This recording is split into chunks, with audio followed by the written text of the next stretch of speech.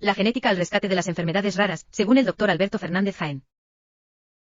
Hola amigos, la espera tiene un límite hasta para la paciencia, afirmaba Séneca. Recientemente se ha celebrado un año más, en concreto el 29 de febrero, el Día Mundial de las Enfermedades Raras. Recordando lo que es una enfermedad rara, es una enfermedad cuya prevalencia se sitúa en torno a 5 por 10.000 individuos, o lo que es lo mismo, 1 por 2.000. En este momento se estima la presencia de al menos 7.000 enfermedades raras conocidas que afectan al 6-8% de la población, la mayoría de los cuales, cerca del 50%, son niños. Y el 45% de las cuales afectan al sistema nervioso central, al sistema nervioso periférico o se manifiestan por procesos mentales. Por este motivo, hace ya varios años creamos la sección de neurogenética en nuestro departamento, justamente para atender este tipo de casos tan complejos. Quiero recordar un estudio realmente interesante realizado en nuestro país en el año 2017, el estudio En Serio. Aquel estudio ya nos decía que el 30% de las enfermedades raras eran estrictamente neurológicas, que el 80% de aquellos procesos son genéticos y que en el 50% de los casos afecta predominantemente a niños. Niños que tienen diferentes trastornos del neurodesarrollo, discapacidad intelectual, autismo, trastornos del aprendizaje. Niños que tienen trastornos del movimiento o síndromes epilépticos de diferente severidad. Aquel mismo estudio nos recordaba lo frecuente que era el retraso en el diagnóstico, comentándonos e insinuándonos que en el 60% de los casos el diagnóstico se hacía al menos un año después de haberse iniciado el proceso. Pero es que en un 35% de los casos se hacía tras 5 años de haberse iniciado el proceso clínico. El motivo de este retraso en el diagnóstico se basa sobre todo en el 70% de los casos por la falta de conocimiento de este tipo de enfermedades. Yo diría que por la falta de curiosidad e indudablemente por los problemas, por los recursos que se necesitan para el diagnóstico adecuado y temprano de este proceso. Pero esto tiene consecuencias, no es gratuito. En 1 de cada 3 casos, el diagnóstico tardío ha conllevado a un empeoramiento del proceso clínico. En un 30% de los casos adicionales, se ha asociado a la falta de uso o a la falta de aplicación de medidas terapéuticas específicas por desconocer dicho diagnóstico. Y en un 20% de los casos se han empleado tratamientos que no eran los adecuados e incluso eran contraproducentes dado el proceso que tenía el propio paciente.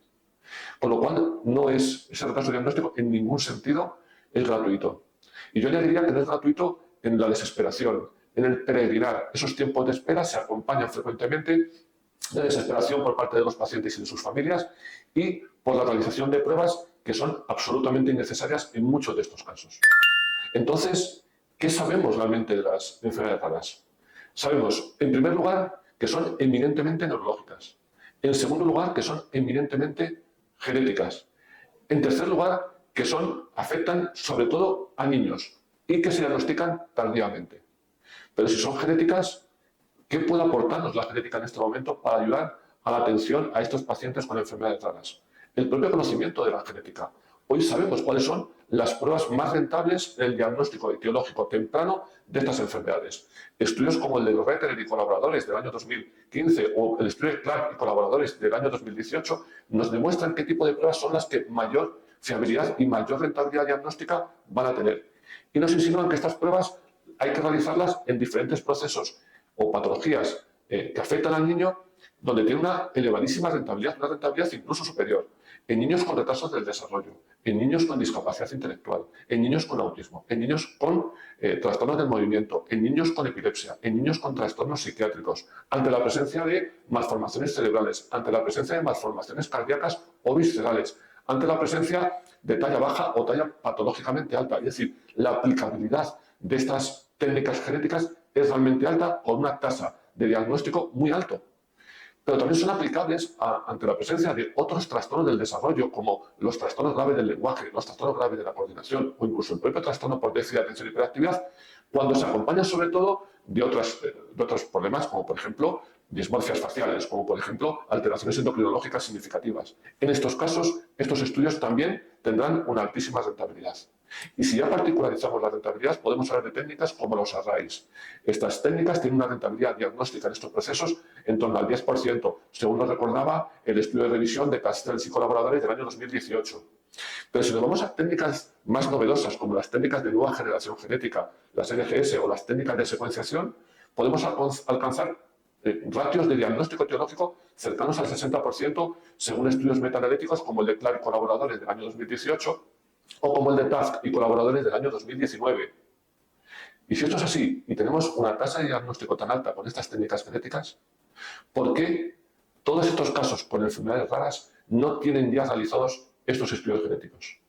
Puede ser indudablemente por desconocimiento, puede ser por falta de curiosidad o, como antes comentábamos, justamente por eso, por falta de recursos. ¿Y cuál es mi opinión?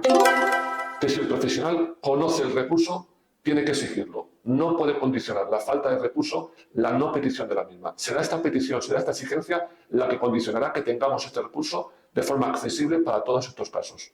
Sin esta exigencia no se creará la necesidad de la prueba. Y lo que está claro es que si esto no se hace, conllevará y mantendrá los retrasos diagnósticos que, insisto, no son gratuitos, que se acompañarán de un abordaje terapéutico más inapropiado y empeoramiento del propio proceso por no haberlo abordado tempranamente. Estos son los datos, esta es la evidencia en el momento actual. Seamos coherentes. Esta es mi opinión, pero insisto, solo mi opinión.